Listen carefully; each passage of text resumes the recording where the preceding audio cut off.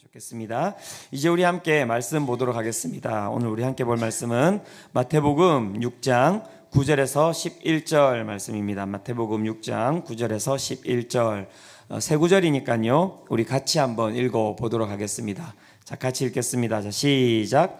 그러므로 너희는 이렇게 기도하라. 하늘에 계신 우리 아버지여, 이름이 거룩히 여김을 받으시오며 나라가 임하시오며 뜻이 하늘에서 이루어진 것 같이 땅에서도 이루어지이다. 오늘 우리에게 일용할 양식을 주시옵고. 아멘. 주님께서 가르쳐 주신 기도, 이렇게 우리가 계속해서 주기도문에 대해서 우리가 함께 살펴보고 있습니다. 이 주님께서 가르쳐 주신 기도는 우리가 앞에서 이야기를 제가 드렸듯이 두 개의 부분으로 나누어져 있는데요. 첫 번째는 하나님을 위한 간구라고 해서 한 부분이 나누어져 있고, 두 번째는 인간을 위한 간구라고 해서 또 한 부분이 이렇게 나누어져 있습니다. 첫 번째 하나님을 위한 간구에는 세 가지가 있다고 이야기를 드렸습니다. 이름이 거룩히 여김을 받으시오며, 두 번째는 나라가 임하시오며, 세 번째는 뜻이 하늘에서 이루어진 것 같이 땅에서도 이루어지이다. 이렇게 우리가 세 가지를 간구한다고 이야기를 드렸고요. 지지난주까지 해서 이 하나님을 위한 간구 세 가지에 대해서 저희가 잘 살펴보았습니다. 오늘부터는 이제 인간을 위한 간구에 대한 부분을 살펴보고자 합니다. 그 첫 번째로 오늘 우리에게 일용할 양식을 주시옵고에 대한 간구를 살펴보고자 합니다. 정의란 무엇인가 라는 책을 우리 많은 분들이 읽어보셨을 겁니다. 제가 알기로는 이 책이 유독 대한민국에서 가장 많이 팔린 책이다라고 이야기를 하더라고요. 그래서 이 책과 강의로 유명한 마이클 샌델 교수가 있는데, 이 마이클 샌델 교수가 쓴 또 다른 책이 있습니다. 돈으로 살 수 없는 것이라는 책이 있는데요. 이 책에서 이제 첫 번째 이슈가 나오는데, 그 이슈가 무엇이냐면 새치기에 관련되어 있는 이슈입니다. 그래서 이제 놀이공원에서 이제 패스권이라고 하는 것이 있는데, 그 패스권을 갖다가 돈으로 사는 것, 그래서 돈으로 시간을 사는 것이 정당한 것인가에 대한 부분들이 이제 이 돈으로 살 수 없는 것이라는 이 책의 첫 번째 이슈로 나오고 있습니다. 이 내용에 대해서 아마 TV 프로그램에서 다루어졌던 것 같습니다. 그런데 이 책보다는 어떤 내용인지에 대해서 이 기사가 이렇게 좀 잘 정리되어 있는 것 같아서 이 기사에 인용되어 있는 부분들을 읽어드리고자 합니다. 제목이 이렇습니다. 아빠, 저 집은 왜 줄 안 서? 이렇게 이제 제목이 시작되는 거예요. 제목부터 좀 약간 마음이 쿵하지 않습니까? 예, 아빠, 저 집은 왜 줄 안 서? 놀이공원 매직패스에 네티즌 와글와글. 돈 주고 새치기인가? 시간과 돈의 정당한 거래인가? 이제 이 매직 패스권에 대해서 이제 이 양립이 되는 거죠. 그죠? 이것은 한 부분은 새치기다. 한 부분은 아니다. 시간과 돈의 정당한 거래이다. 이렇게 이야기를 하고 있는 것입니다. 내용이 이렇습니다. 아이에게 돈이 많은 사람이 먼저 들어가는 상황을 안 보여주고 싶다. 이렇게 이제 이 기사가 시작되고 있습니다. 돈으로 시간을 살 수 있을까? 정답은 그렇다이다. 놀이공원에서 줄을 서지 않고 빠르게 입장할 수 있는 이른바 패스권이 대표적인 예다.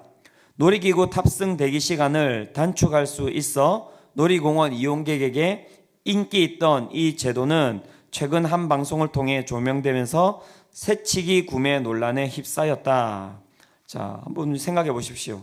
돈으로 서비스를 사는 건 자본주의 사회에서 당연하다는 논리와 돈으로 다른 사람의 시간을 뺏는다는 점에서 도덕성 결여 문제가 나타날 수 있다는 논리가 팽팽히 맞서고 있다. 이 두 가지가 이제 이렇게 맞서고 있는 것이죠. 최근 온라인에서 논란을 촉발시킨 건 지난 2일 방송된 한 지상파의 토크쇼 프로그램이었다. 돈과 권력을 주제로 이야기를 나누다 놀이공원 매직 패스에 대해 다뤘다. 방송에서 뇌과학자 정재승 카이스트 바이오 뇌과학과 교수는 자본주의 사회에서 돈으로 시간을 사는 경우가 늘어나고 있는데 이런 현상들이 정당한가라며 화두를 던졌다. 이제 이 화두에 대해서 이제 패널들이 어떻게 대답을 했겠습니까? 그에 대해서 패널들이 당연한 거 아니냐, 돈을 주고 정당하게 내가 값을 치렀는데 그 값을 치른 것에 대해서 내가 산 것이 무엇이 뭐 틀렸습니까? 라고 이제 이렇게 거의가 다 이제 정당하지 않습니까? 라고 이야기를 다 나눈 것 같아요. 그 패널들의 반응에 대해서 이제 이 정재승 교수님이 다시 이렇게 이야기합니다. 아이들이 어릴 때 그걸 보고 어떤 가치를 배우게 되는가? 먼저 선 사람들이 서비스를 받는 건 당연한 건데 이 경우에는 돈을 더 낸 사람이 새치기를 할 수 있는 권리를 준 것이라며 우리 사회는 돈이 있는 사람과 돈이 없는 사람을 다르게 대하는구나를 아이들이 배우게 되는 공간이기도 하다. 그 공간이. 그죠? 그래서 그게 정당한지를 한번 생각해 보자라고 다시 한 번 더 이제 설명을 한 거예요. 그래서 아이들이 봤을 때 어떨 것 같냐? 아이들이 그 가운데 줄을 서 있는데 그 가운데서 돈을 더 낸 사람이 먼저 새치기를 할 수 있는 권리를 갖다가 가지고 간 것을 바라보면서 이 아이들이 이 세상을, 이 사회를 바라보면서 어떻게 이 사회를 갖다가 판단하는가라고 이야기할 때 우리 사회는 돈이 있는 사람과 돈이 없는 사람을 다르게 대하는구나 라고 아이들이 배우게 될 것이다 라고 이렇게 이제 한 번 더 이야기를 던졌던 거예요. 그랬더니 패널들이 이제 어떻게 반응을 했겠습니까? 그랬더니 이제 한 패널이 이렇게 이야기를 했습니다. 긍정적으로 이야기했던 패널이었겠죠. 그런데 이 부분에 있어서 이렇게 이야기합니다. 아이에게 돈이 많은 사람이 먼저 들어가는 상황을 자신은 안 보여주고 싶다 이렇게 이야기를 하는 거죠. 갑자기 이제 뭐 돈으로 살 수 있다라고 생각했던 그 사람이 이제 그 긍정적인 상황에서 이 이야기를 듣고 이제 부정적인 상황으로 바뀐 거예요. 우리가 항상 그렇지 않습니까? 제3자로 있을 때는 아주 뭐 우리가 봤을 때 그래 이건 돈으로 지불했으니까 이럴 수 있는 거지라고 이야기하는데 막상 그 일이 내 가정 가운데 내 자녀 가운데 닥쳐오면 천만의 말씀이죠. 그러면 안 되는 거예요. 그래서 내 아이는 보호받아야 된다. 이게 이제 우리가 가지고 있는 대부분 이제 주관적인 가치관이라고 할 수 있는 것이죠. 무엇이 옳은가에 대해서 이야기를 하고자 하는 것이 아니라 이 이야기에 깔려 있는 실제적인 가치관이 무엇인지를 아는 게 훨씬 더 중요하다고 생각합니다. 이것이 옳다. 그래서 돈으로 이것을 사는 것이 옳다. 아니다. 돈으로 사면 안 된다. 이것은 살 수 없는 것이다. 이것이 싸우는 것이 아니라 이 싸움이 도대체 어떠한 가치관에 이 기반을 두고 이렇게 이야기가 되고 있는지를 우리는 알아야 되는 것이죠. 이 가운데 깔려 있는 것이 무엇입니까? 딱 한마디로 이렇게 정리할 수 있습니다. 어떻게 정리될 수 있냐면 무엇이든지 돈으로 살 수 있다. 이게 딱 정의가 되어 있는 거예요. 무엇이든지 돈으로 살 수 있다. 인간의 생명보다 더 중요한 것, 내 가족보다도 더 중요한 것, 내 자식보다도 내 부모보다도 더 중요한 것, 그것이 바로 우리는 돈이라고 이야기합니다. 돈에 숨겨져 있는 힘에 대한 그러한 논리가 우리가 살아가는 이 세상 가운데 깔려 있는 논리라고 이야기를 하고 있는 것이죠. 돈에 의해서 내 정체성을 확립을 합니다. 앞에서도 이야기했듯이 같이 줄 서 있는데 어떤 아이가 나보다 훨씬 빨리 들어가요. 아빠, 쟤는 왜 저렇게 빨리 들어가? 말을 할 수가 없는 거죠. 그죠? 아빠, 나는 왜 안 사줘요? 예. 그게 내 정체성이 되는 거예요. 우리 집은 가난한가 보다. 가난한 것이 내 삶의 정체성이 되고 그렇게 살아가는 삶이 다른 사람에게 내 삶을 이야기하지 못하게 하는 그러한 모습이 되는 것입니다. 그래서 돈으로 우리는 무엇을 합니까? 자녀를 양육해 가기 시작합니다. 돈으로 모든 것을 다 꾸며주기 시작하는 거죠. 왜요? 이 세상 가운데서 네가 정말 뒤처져 살지 않기를 바라는 마음으로, 네가 정체성이 왜곡되지 않기 위해서 우리는 돈으로 아이를 양육하기 시작합니다. 그리고 우리는 돈으로 건강을 지켜나가고요. 우리의 마음을 평안하게 해주는 것은 무엇입니까? 우리 집에 쌓여있는 돈. 그렇죠? 또한 내 노후를 보장해 주는 것은 무엇입니까? 내 노후를 보장해 주는 것도 결국에는 돈입니다. 그래서 내 삶의 모든 근원은 어디에서부터 나오는 것입니까? 돈으로부터 나오는 것이고요. 내 힘의 원천은 어디로부터 형성되는 것입니까? 돈으로부터 내 삶의 힘은 시작되는 것이고요. 내 삶의 그래서 목적은 무엇입니까? 결국에 내 삶의 목적은 돈이 되어 있는 것입니다. 이것을 우리는 무엇이라고 이야기하는지 아십니까? 이것을 우리는 성경에서는 맘모니즘이라고 이야기를 하고 있는 것입니다. 그리고 그것을 우리는 자본주의라고도 이야기를 합니다. 자본주의 되게 어렵지 않습니다. 자본주의는 무엇이냐면 자본, 그 돈이라고 하는 것이 결국에는 어떤 가치가 부여가 되어 있는 것이고 그 돈에 우리는 가치를 부여하고 그 돈을 끊임없이 우리는 생산해내고 그것으로 무엇이든지 다 살 수 있다라고 이야기하는 것, 자본이 주인이 되는 것, 그게 바로 자본주의죠. 그죠? 자본이 주인인 삶입니다. 이제 이렇게 이야기를 드리면 대부분 우리 신앙인들은 그런 생각을 가지게 됩니다. 저는 그렇지 않습니다. 어떻습니까, 여러분? 이렇게 살아가십니까?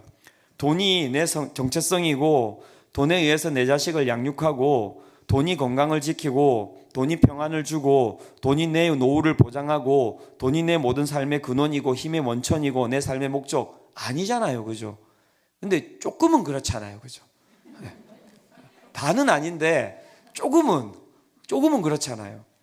그래서 우리는 그것을 무엇이라고 이야기하냐면 음란하다고 이야기를 하는 거예요. 그게 음란이에요. 돈에만 목숨을 걸고 살면 그것은 죄인이고요. 하나님만 바라보며 살면 의인이고요. 둘 다 바라보고 살면 그것을 우리는 음란하다라고 이야기를 하는 것입니다. 마태복음 6장 24절에 보면 이렇게 이야기를 하고 있습니다. 같이 한번 읽어보도록 하겠습니다. 자, 시작. 한 사람이 두 주인을 섬기지 못할 것이니 혹 이를 미워하고 저를 사랑하거나 혹 이를 중히 여기고 저를 경히 여김이라. 너희가 하나님과 재물을 겸하여 섬기지 못하느니라. 네, 성경에서는 하나님과 재물을 겸하여 섬기지 못한다라고 이야기를 하고 있습니다. 이것을 섬긴다면 이것을 섬기지 않아야 되는 것이고 이것을 섬긴다면 이것을 내려놓아야 된다라고 이야기하는데 우리는 어떻게 살아가고 있습니까? 우리는 둘 다 잡고 살아가고 있는 거예요. 그래서 그것이 음란하다고 이야기를 하는 겁니다. 한 가정에 남편이 둘인 거예요. 한 가정에 아내가 둘인 것입니다. 그것이 바로 음란이라고 이야기를 하는 것입니다. 우리가 살아가는 삶 가운데 주인은 한 명이어야 되고 남편은 한 명이어야 되고 아내는 한 명이어야 하는데 우리는 두 개를 다 취하면서 이것도 좋고 이것도 좋으니 이때마다 상황을 달리하면서 이 두 가지를 다 취하면서 살아가는 것이죠. 그래서 성경은 그러한 삶에서 돌아서라고 실제 이야기를 하고 있습니다. 음란하다고 하는 이 이야기를 성경에 보면 이방인들에게나 이렇게 쓰지 않습니다. 이방인들에게는 죄인이라고 이야기하죠. 그래서 항상 이스라엘 백성들에게 써요. 이스라엘 백성들에게. 이스라엘 백성들이 음란했거든요. 하나님도 사랑하고 바알도 사랑하고 세상도 사랑하고 그렇게 사랑한 그 모습을 바라보면서 끊임없이 음란하다라고 성경이 이야기를 했습니다. 그래서 그 삶에서 회개하기를 바라고 항상 그 가운데서 하나님을 바라보며 나오기를 원하는 것이 하나님의 마음이셨죠. 오늘도 우리가 살아가는 그 삶은 어떻게 보면 맘모니즘을 같이 함께 품고 살아가는 삶인데요. 그렇다면 우리가 이 삶에서 어떻게 돌이켜서 하나님을 바라보는 삶을 가지고 나아갈 수 있습니까? 그 삶에 대해서 오늘 예수님께서 이야기를 하고 계신 것입니다. 예수님께서 우리가 이제 인간을 위해서 구해야 할 삶에 대해서 이야기할 때 첫 번째 기도 제목으로 둔 것, 간구해야 될 것이 무엇인가라고 이야기할 때 오늘 우리에게 일용할 양식을 주옵소서가 너희가 첫 번째 구해야 할 기도다라고 이야기를 하고 계신 것이죠. 왜냐하면 먹는 건 되게 중요하거든요. 그래서 앞에서 아무리 하나님에 대해서 영광을 올리고 이름을 높이고 하나님의 뜻이 내 삶 가운데 이루어진다 하더라도 결국에는 우리가 다 넘어지는 게 어디서 넘어지냐면 먹는 거에서 다 넘어지는 거예요. 그렇기 때문에 우리가 첫 번째 너를 위해서 우리를 위해서 구해야 될 것이 무엇인가 라고 이야기할 때 일용할 양식을 위해서 구하라고 말씀하고 있는 것입니다. 그렇다면 여기서 일용할 양식이라고 하는 것은 무엇인지 우리가 한번 살펴보기를 원하는데요. 여기서 양식은 무엇인가라고 할 때 첫 번째 양식은 헬라어로 아르토스라고 이야기하는데 이스라엘 사람들이 주식으로 먹던 빵을 의미합니다. 진짜 그냥 빵 그 자체예요. 그래서 양식은 그 빵 그 자체를 이야기하고 먹는 우리 가운데 있는 식자재를 이야기를 하는 것이죠. 그리고 두 번째 이 양식은 무엇인가라고 이야기할 때 좀 더 확장된 의미를 가지고 있습니다. 그 의미는 무엇이냐면 인간다운 삶을 영위하기 위해 필요한 총체적인 모든 조건들, 필요한 모든 조건들을 갖다가 우리는 양식이라고 이야기를 하고 있습니다. 종교개혁가 마르틴 루터가 평범한 목회자와 설교를 위한 소요리 문답이라는 책에서 이렇게 이야기를 하고 있습니다. 일용할 양식은 우리 삶을 위한 양식과 필수품에 속하는 모든 것들이다.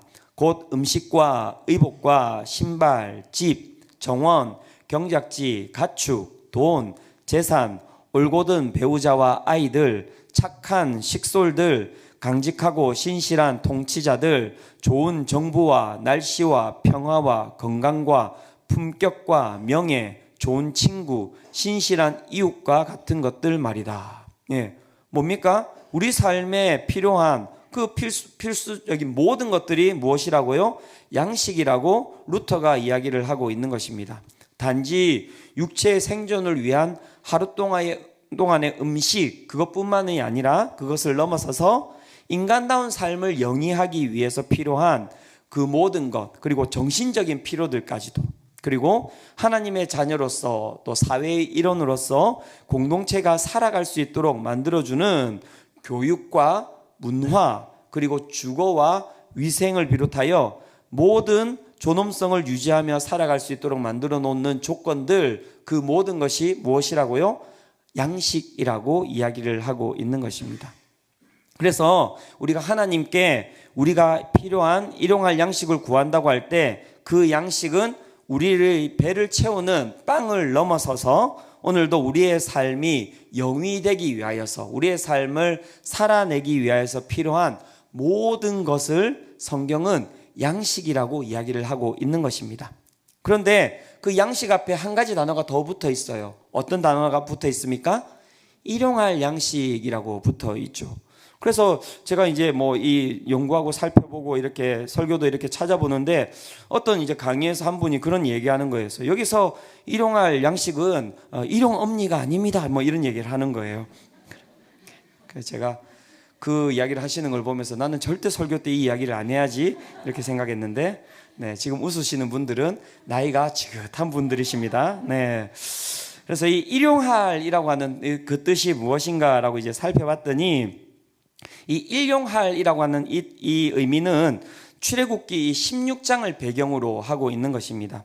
출애굽기 16장이 어떤 배경을 가지고 있는가라고 볼 때 이스라엘 백성들이 이제 출애굽을 하고 가장 이제 먼저 부딪힌 게 있어요. 무엇이 부딪혔겠습니까, 여러분? 예, 마실 것과 먹는 어떤 어려움에 부딪혔겠죠, 그죠? 여러분 몇 명이 나왔습니까? 남자만 60만 명이에요.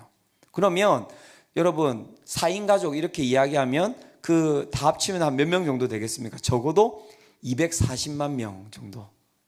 240만 명 여러분 걸어가는 거 보신 적 있습니까? 성남 다 합쳐도 100만 명 안 된답니다, 여러분. 240만 명이 이제 나온 거예요. 그래서 그들이 아무것도 없는 허허 벌판 가운데 나온 거잖아요. 그런데 나올 때 어떻게 나왔습니까? 다 준비하고 나왔습니까? 아닙니다. 이들은 어떻게 해요? 탈출해서 나온 거잖아요, 애굽에서. 그러니까 막 이것저것 주워서 나온 거예요. 그래서 나와서 이제 이제 광야로 나왔는데 나와서 봤더니 뭐 먹을 게 없는 거예요. 마실 것도 없는 거예요. 그래서 이제 난리가 난 거죠. 그래서 막 하나님 앞에 원망하고 마실 거 달라고 이야기하고 먹을 거 달라고 이야기할 때 그때 하나님께서 이들 가운데 이렇게 이제 말씀하셨습니다. 출애굽기 16장 4절입니다. 이 부분도 같이 한번 읽어보도록 하겠습니다. 자, 시작. 그때에 여호와께서 모세에게 이르시되 보라, 내가 너희를 위하여 하늘에서 양식을 비같이 내리니 백성이 나가서 일용할 것을 날마다 거둘 것이라. 이같이 하여 그들이 내 율법을 준행하나 아니하나 내가 시험하리라. 네, 여기 이제 그 만나 이야기가 나오지 않습니까? 그래서 만나를 너희한테 줄 건데 그것을 어떻게 주겠다고요? 하늘에서 비같이 내려줄 것이고 너희가 그것을 나가서 일용할 것을 날마다 거둘 것이다 라고 할 때 이 일용할 것을 갖다가 이 여기서 쓰고 있는 거예요. 그래서 예수님께서 일용할 양식을 구하는 그 기도에 대해서 이야기하실 때 이 단어를 갖다가 가지고 와서 쓰셨다, 그렇게 이야기를 하시면서 일용할 양식이라는 것이 결국 무엇인가라고 이야기할 때 우리가 이 구약에서 보는 만나가 결국에는 우리 일용할 양식을 보여주는 것이다 라고 이야기를 하고 있습니다. 그렇다면 구약의 만나 가운데 우리가 일용한이라고 하는 이 뜻이 이 출애굽기 가운데 어떻게 쓰였는지를 한번 살펴보면 좋을 것 같습니다. 그죠? 그래서 살펴봤더니 이 일용한이라고 하는 이 뜻이 무엇이냐면 첫 번째는 넉넉한 양이라는 뜻을 가지고 있습니다. 넉넉한 양이라는 뜻. 그래서 출애굽기 16장 16절이 그 이야기를 하고 있는데요. 이 부분도 같이 한번 읽어보도록 하겠습니다. 자, 시작. 여호와께서 이같이 명령하시기를 너희 각 사람은 먹을 만큼만 이것을 거둘지니 곧 너희 사람 수요대로 한 사람에 한 오멜씩 거두되 각 사람이 그의 장막에 있는 자들을 위하여 거둘지니라 하셨느니라. 자, 여기서 이제 하나님께서 만나를 허락하여 주시고 이스라엘 백성들이 그 만나를 가지러 나아갔는데 얼마만큼 가지고 오라고 했습니까? 너희 각 사람은 먹을 만큼만 가지러 오라. 그래서 여기서 일용한이라고 하는 이 단어는 어떤 의미를 가지고 있냐면 한 사람이 먹을 만큼의 양을 이야기를 하는 것입니다. 한 사람이 먹을 만큼의 양. 그 양이 이제 한 오멜이라고 이야기하는데 한 오멜은 어느 정도가 되냐면 2리터 정도 됩니다. 2리터 정도. 그래서 그 2리터 정도가 각 사람이 충분하게 먹을 양이었다라고 이야기를 하고 있는 것이죠. 그래서 넉넉한 양이라고 하는 그 가운데 항상 붙어 있는 것은 무엇이냐면 한 사람에게 만족시킬 만한 넉넉한 양을 너희가 구해야 한다라고 성경이 이야기를 하고 있습니다. 두 번째, 여기서 일용할이라고 하는 뜻은 무엇이냐면 오늘의 먹을 양이라는 뜻을 가지고 있습니다. 오늘의 먹을 양. 출애굽기 16장 19절에서 20절이 그 이야기를 하고 있는데요. 이 부분도 같이 한번 읽어보도록 하겠습니다. 자, 시작. 모세가 그들에게 이르기를 아무든지 아침까지 그것을 남겨두지 말라 하였으나 그들이 모세에게 순종하지 아니하고 더러는 아침까지 두었더니 벌레가 생기고 냄새가 난지라 모세가 그들에게 노하니라. 자, 이게 뭐 우리가 가지고 있는 인간의 그 아주 죄성 아닙니까? 하나님께서 하루치만 너희들이 모아서 그것을 먹으라. 그리고 내일도 있을 거니까 그렇게 이야기를 했는데 어떻게 했다고요? 이들이 이틀치를 갖다가 모은 거예요. 그래서 하루치를 다 먹고 나머지는 어떻게 했습니까? 옆에다가 이렇게 쟁여둔다고 합니까? 이렇게 쌓아둔 거예요. 그렇게 쌓아두었더니 어떤 일이 일어났습니까? 그 가운데 벌레가 생기고 냄새가 나는 일이 썩었다는 거죠. 그렇죠?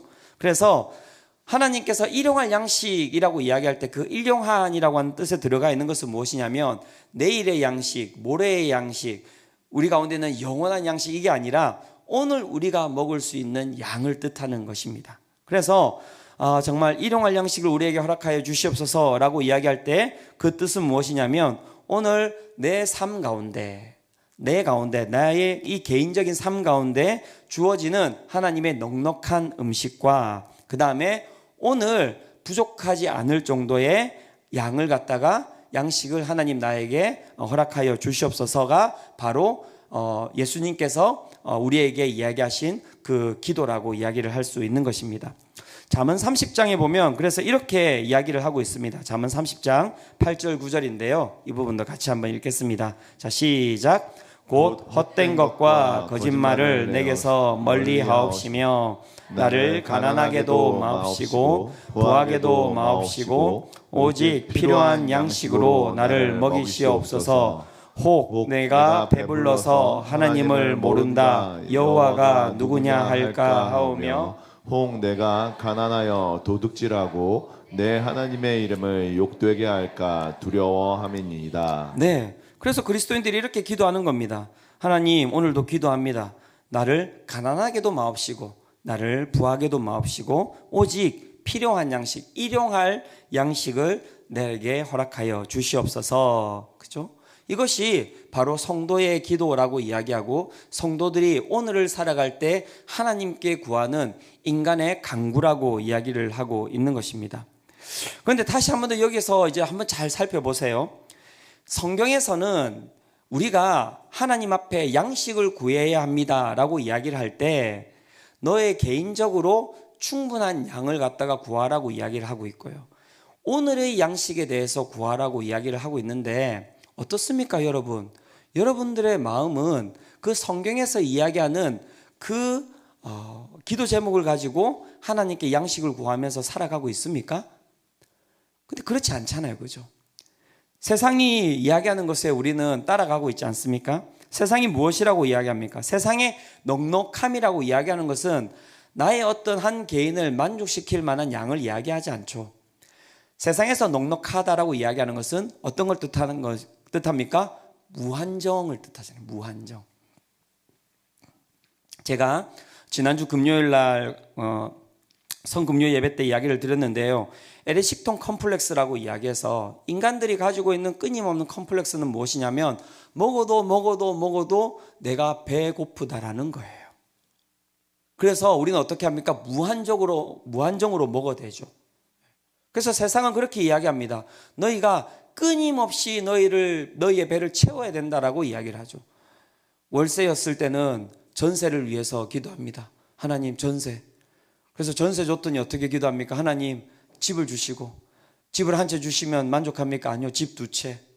집 두 채 주시면 어떻게 합니까? 세 채, 네 채, 100채.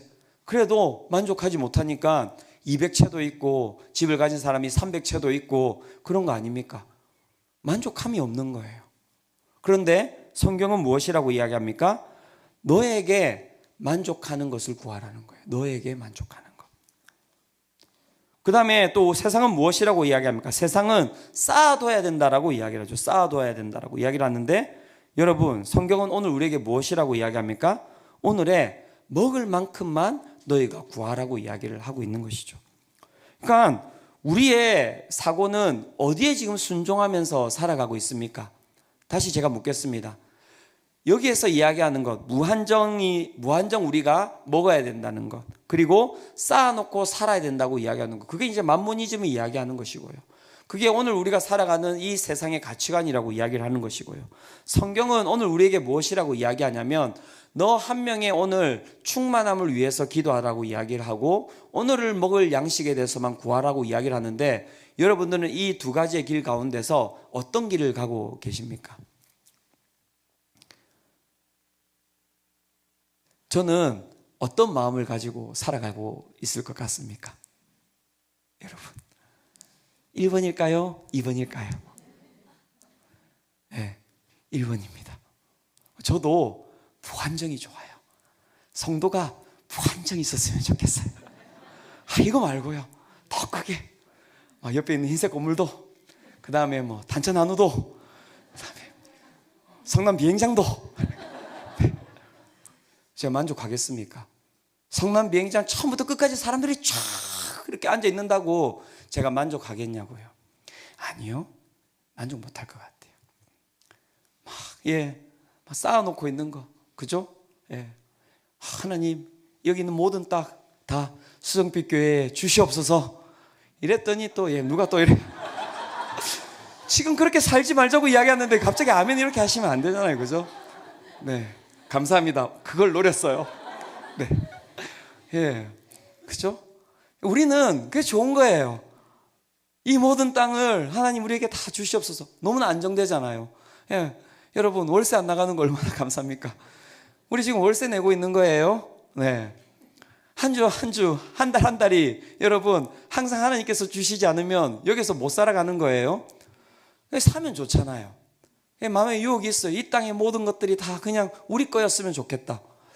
그런데 제가 이제 이 말씀을 읽으면서 그게 맞을까요? 그런 생각이 드는 거예요. 그게 맞을까요? 정말 하나님께서 원하시는 삶이 정말 이런 삶이 맞겠습니까? 제가 너무너무 제 가운데 회개가 많이 되는 겁니다. 내가 교역자라고 이야기하고 내가 믿는 자라고 이야기를 하는데 정말 내가 어디를 따라가고 있지? 제가 음란한 거예요. 음란한 겁니다. 오늘 또 저만 무너지는 겁니까? 이렇게.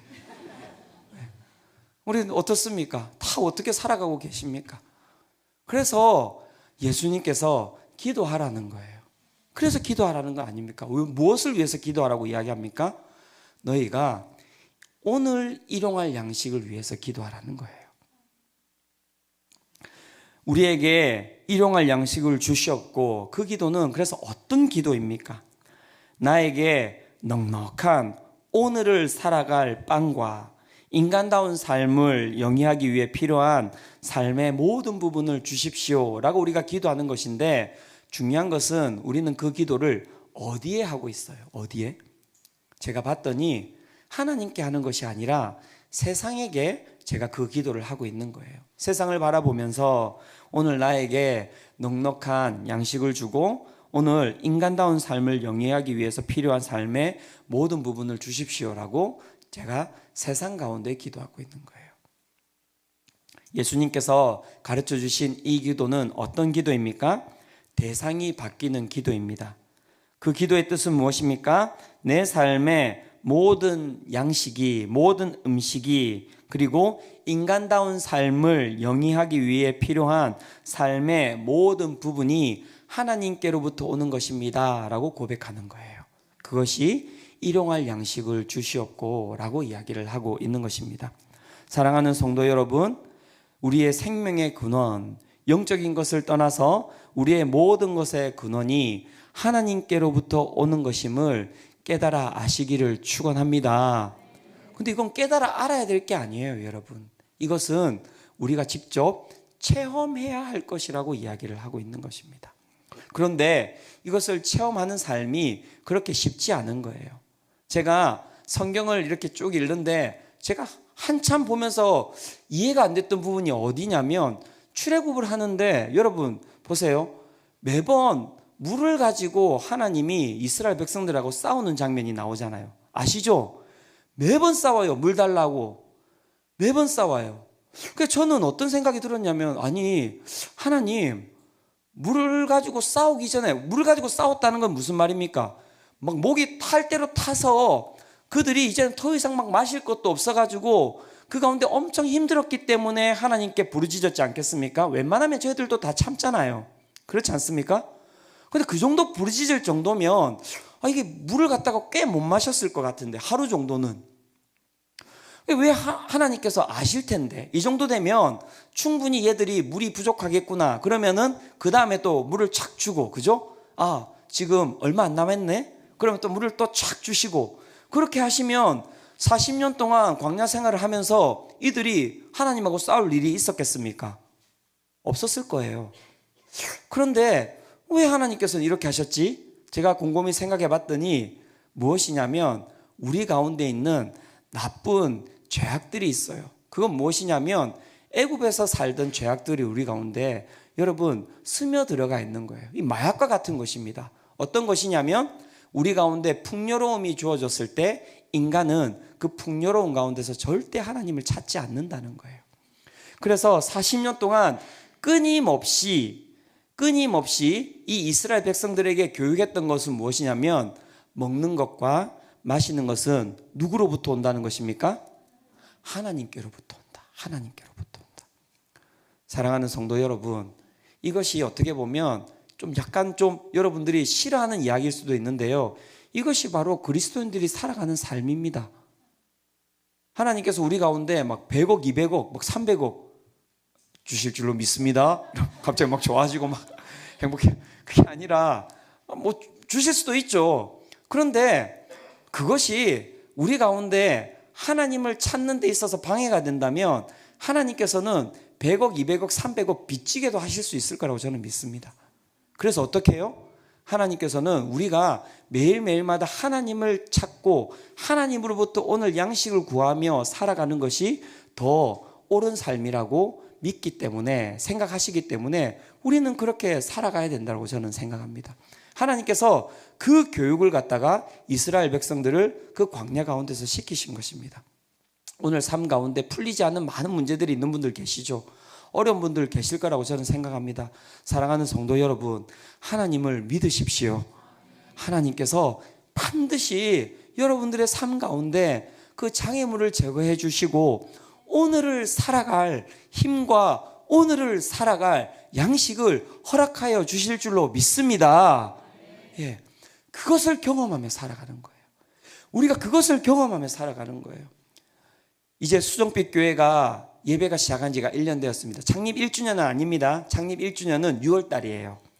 예배를 시작한 지 우리가 이제 1년이 되었어요. 1년 동안 매주가 정말 일용할 양식을 구하는 시간이었습니다. 저는 이것이 우리 공동체의 삶이었으면 좋겠습니다. 여러분 아셔야 돼요. 아세요?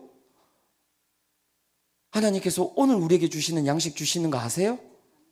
아세요? 경험하고 계세요? 이렇게 누가 물어봤을 때 당연히 경험하고 있죠. 그거 모르셨어요? 이렇게 이야기하는 것이 우리 공동체의 삶이어야 한다고요. 그것이 세상과 구별된 삶이라고 이야기를 하는 것입니다. 그래서 하나님께서 주시는 양식으로 살아가는 것, 하나님께서 주시는 꿈을 가지고 살아가는 것, 하나님께서 주시는 인간다운 삶을 영위할 수 있도록 우리 가운데 하나하나 다 주님께서 주시는 것으로 우리가 받으면서 살아가는 것, 그리고 많은 사람들에게 결국 우리는 무엇이라고 고백할 수밖에 없겠습니까? 내 삶 가운데 나를 먹이시고 나를 입히시는 분은 하나님이십니다 라고 고백하며 살아가는 것이 바로 성도의 삶이라고 이야기를 하는 것입니다. 교회가 타락한 것은 무엇 때문이냐면 우리가 그 경험을 하고 살아가지 못하기 때문입니다. 그래서 저는 간절히 기도합니다. 하나님, 오늘 이 공동체 가운데 오늘 일용할 양식을 허락하여 주시옵소서. 모든 성도들이 그 오늘 우리에게 주시는 일용할 양식을 경험하며 살아가는 자들이 되게 하여 주시옵소서.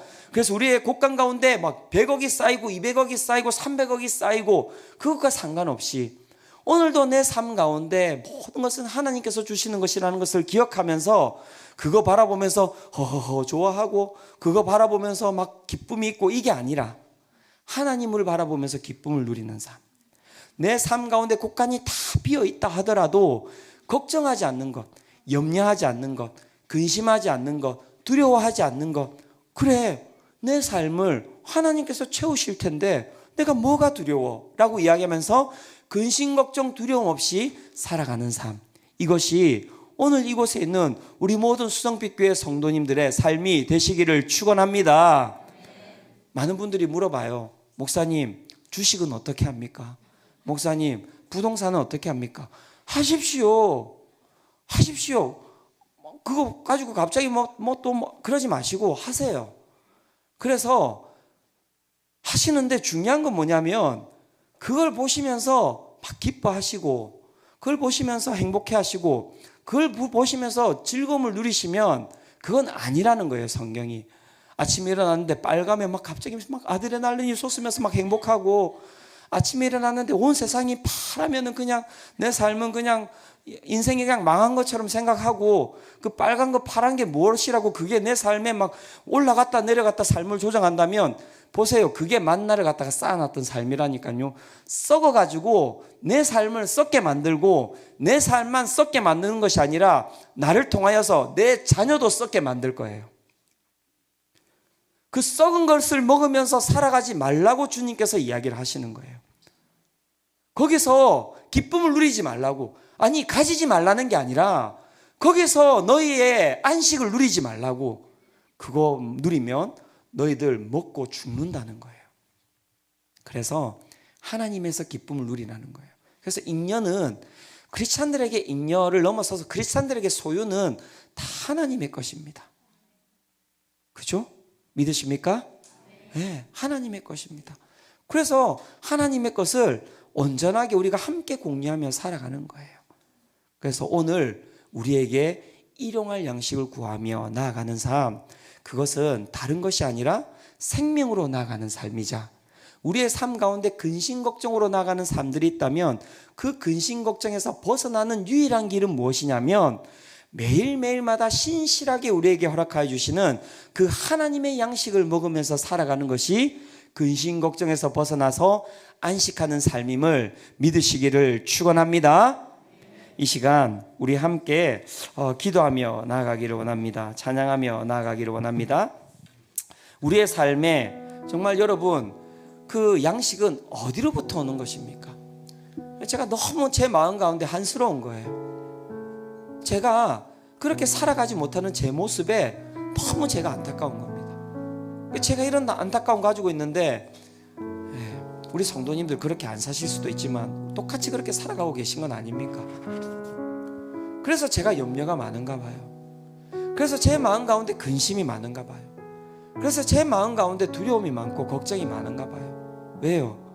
하나님께서 오는 양식을 내가 먹으며 살아가는 것이 아니라 오늘도 그냥 내가 가지고 있는 힘으로, 내가 가지고 있는 능력으로, 내가 가지고 있는 것으로 끊임없이 그냥 내 것을 채우려고 하니 두려운 거예요.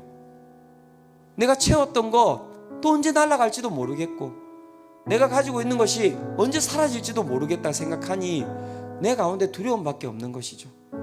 사랑하는 성도 여러분, 신앙은 하나님이 주시는 양식을 먹는 거예요. 그거 우리 먹고 살아가지 않으면 이 교회 망합니다. 제가 이야기하지만 100% 망합니다. 왜요? 음란하니까. 그 음란한데 누가 옵니까, 여러분? 그 음란한데 누가 있을 수 있습니까? 우리 애들은 어떻게 살아가겠습니까?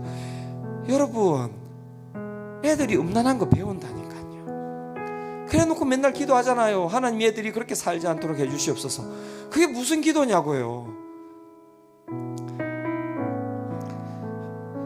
1년밖에 안 된 교회예요. 바로 살아갈 수 있습니다. 바로 살아갈 수 있어요. 우리 10년 20년 그렇게 된 교회 아니라 이곳에 있는 모든 자들에게 하나님께서 기도하며 나아갈 때 오늘 우리에게 일용할 양식을 허락하여 주실 줄로 믿습니다. 우리가 하나님께 드리며 나아갑시다. 잡으려고 하지 마세요. 내가 자꾸 그냥 그렇게 살아가는 게 아니라 주님께 드리세요. 자식도 주님께 드리세요. 하나님이 가장 잘 키우십니다. 부모님도 주님께 드리세요. 하나님께서 부모님의 인생을 책임지고 계십니다. 내 삶의 길도 하나님께 드리세요. 제가 진짜 이 촌놈이 여러분 서울 와서 살고 있잖아요. 물론 시골이긴 하지만 여러분 하나님께 드리세요. 하나님이 신실하게 이끌어 가십니다. 그것이 우리의 삶이었으면 좋겠고요. 그것이 우리의 고백이었으면 좋겠습니다. 이 시간 우리 내 삶은 주의 것, 우리 찬양 드리며 우리 주님께 나아가기를 원합니다.